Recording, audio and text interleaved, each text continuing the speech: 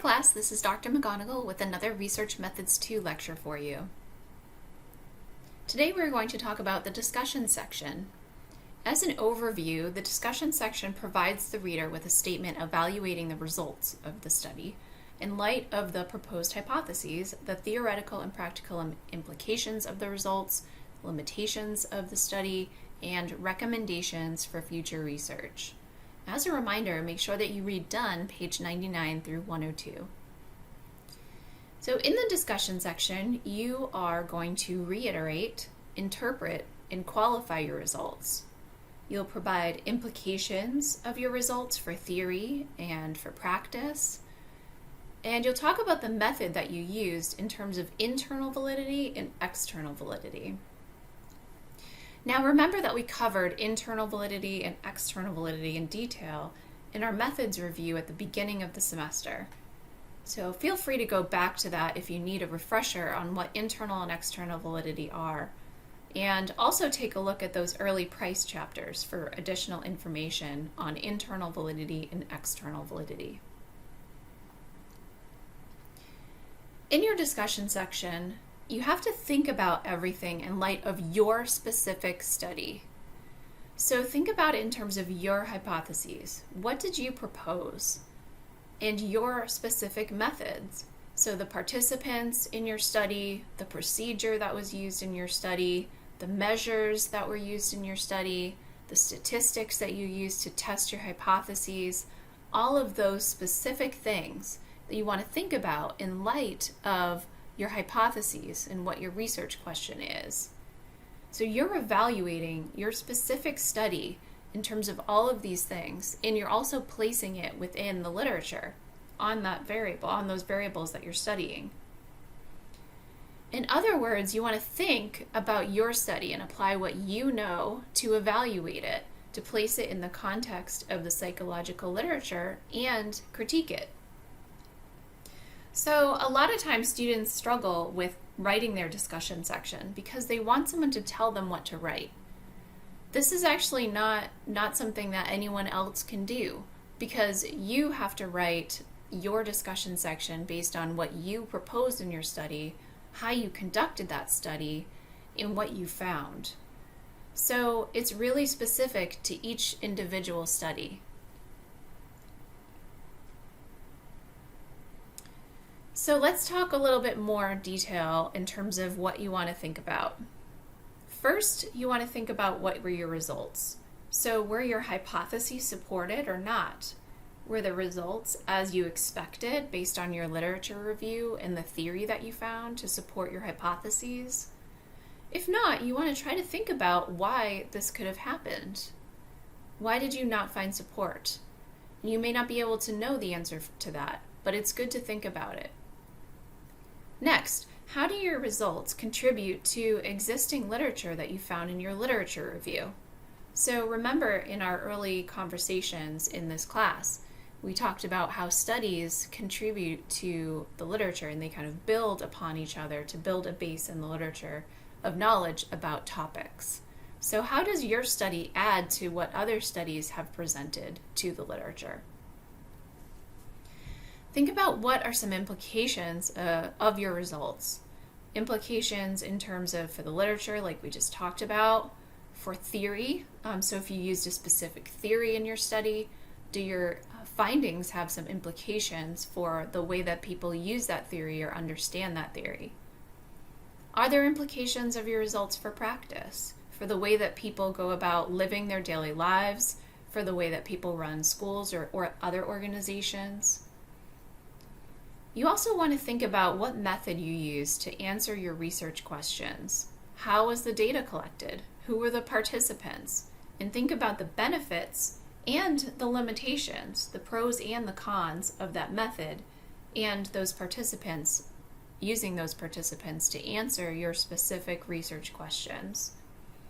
So in order to know about that, you might have to go back and review what you learned in Research Methods 1, in statistics, and early in this course this semester, and apply that information to your specific study. So in the next few slides, I provide a little bit of structure in terms of how you go about organizing the information that you're putting into your discussion section. All right, so you want to include the following in this order. Number one, were your hypotheses supported? So in the beginning of your discussion section, you want to clearly restate either whether your hypotheses were supported or were not supported by your data results. This should be a few sentences that begin your discussion section. Number two, you want to state whether your findings are in line with existing published research findings or not. So you want to go back to your literature review here. So you want to cite some specific studies that had similar findings or different findings, and discuss how your findings are similar or different from those other findings. You will probably need to do more literature review for this part unless you already have gathered enough studies in your initial literature review. If your study goes against the published research findings, like I said, you want to think about why that could be. And you should probably note that the things that you're thinking of here are speculation. So you may not know for sure why your study went against other research studies, but you can state some thoughts that you have on why that might be the case. Number three, you want to state the implications of your findings for the theory or rationale that you used for your hypothesis generation. You want to note that this is different from number two on the previous slide. So earlier I mentioned that you want to talk about whether they're in line with published research findings. In terms of the theory or rationale, that's slightly different, right? The theory is the why you think something is going to be the way that it is. So particularly if you've used a name theory in your theory section, like the theory of planned behavior, for instance, then you want to state if your findings have any implications for that theory. So go back to what you stated for your theory or your rationale for your hypotheses in your introduction section and remind yourself of the theory and the argument that you made. Then look at your results. Do your results support that theory or not? If not, why do you think they failed to support that theory? Number four, you want to state the practical implications of your findings. So what implications do your findings, if any, have for people in their daily lives? Do they have implications for how organizations do business or how managers manage people? Do they have implications for how schools are organized or how schools function, for example? Do they have any implications at all for the way that people live their lives? Number five, think about what are some internal validity related limitations of your study findings, considering the method that you used. So in this study, your method was not something that you could choose, right? I gave you existing data that I had from studies that I had previously done.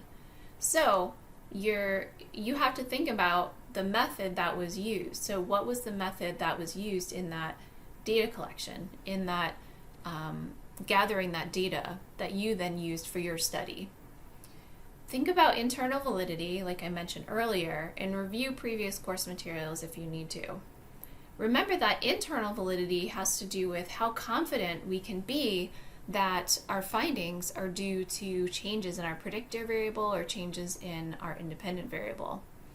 So are the findings true or accurate? Think about what was the research method, what were the procedures, what measures were used in this study, and what are some of the benefits and limitations, the pros and cons of those procedures and those measures. So you want to apply that information to your study. So don't tell me, for instance, just that your measure is limited because it only has 3 questions in it. Tell me what it's missing specifically that you found based on your literature review. So you became an expert in some of these variables. Now that you know that information about these variables, why are you saying that 3 items is not enough? And tell me what's missing and tell me what you think would happen if you did have more items in that scale, just as an example. Number 6, what are your study's limitations in terms of generalizability or external validity? In other words, would you expect your study's findings to be applicable to all human beings on the planet, adults in the US, college students, working adults? So who were you hoping to be able to generalize your study to? And do you think that is possible with the sample that you used for your study?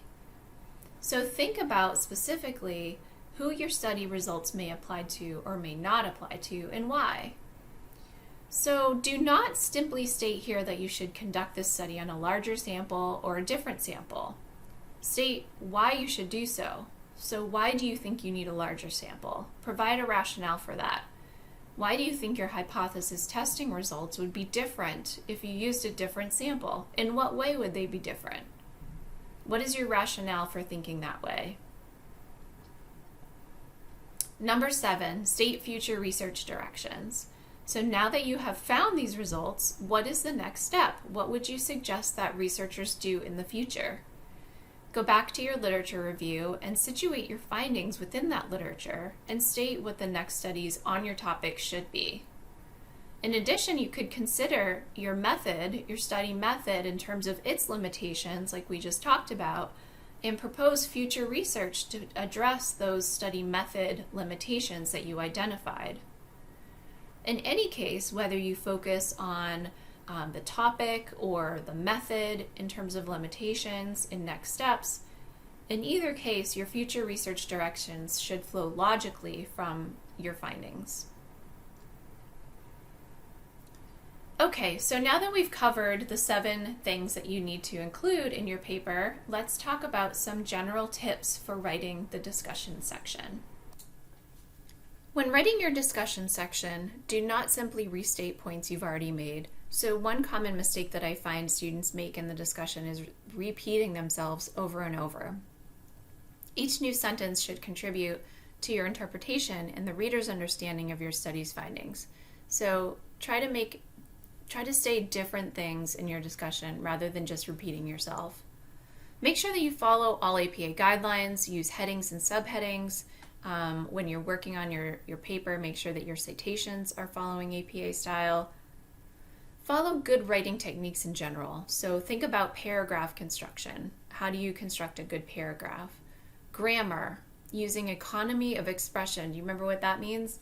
It means to avoid wordiness. So try to be concise. Don't use flowery language. Avoid redundancy. So don't repeat yourself. Use precision in your wording. So choose your words wisely and be as precise as possible when you're writing. Use active voice whenever possible, rather than passive voice. For instance, we conducted the experiment in a controlled setting is an active voice. If I said, on the other hand, the experiment was conducted in a controlled setting, that's passive. When you're saying the experiment was conducted, you don't actually know who did the experiment. Was it you? Was it someone else? By saying we conducted the experiment in a controlled setting or I conducted the experiment in a controlled setting, that's making it very clear. Select the correct tense, so whether that's past tense, present tense, or future tense. In terms of the example below, Sanchez 2000 presented similar results, or Sanchez 2000 presents similar results. Which is correct? Well, the correct is the first one, presented, because the study was done in the past. It was done in 2000. Which is correct? I find a correlation of 0.53, or I found a correlation of 0.53.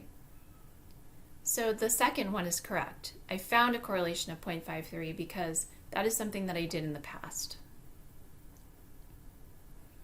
Make sure that your subject and verb are in agreement. So, for instance, the percentage of correct responses increases with practice versus the percentage of correct responses increase with practice.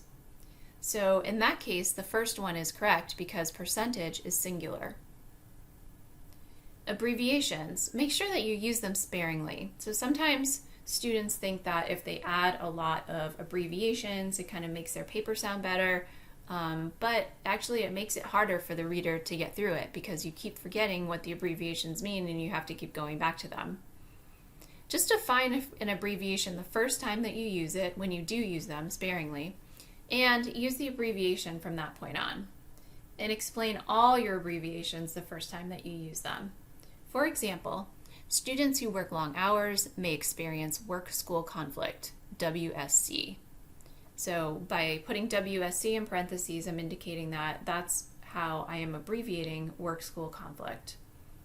Researchers have found that WSC predicts student burnout and depressive symptoms. All right, so to recap your discussion section, you have 7 main things that you want to include, roughly in this order in your discussion. Number 1, restate support or lack of support for your study hypotheses. 2, discuss whether your findings support existing published research findings or not. Number 3, discuss implications of your findings for the theory that you used.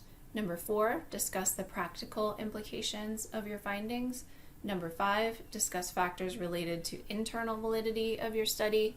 6, discuss your study's limitations on external validity or generalizability. And number 7, state future research directions that make logical sense based on your study findings.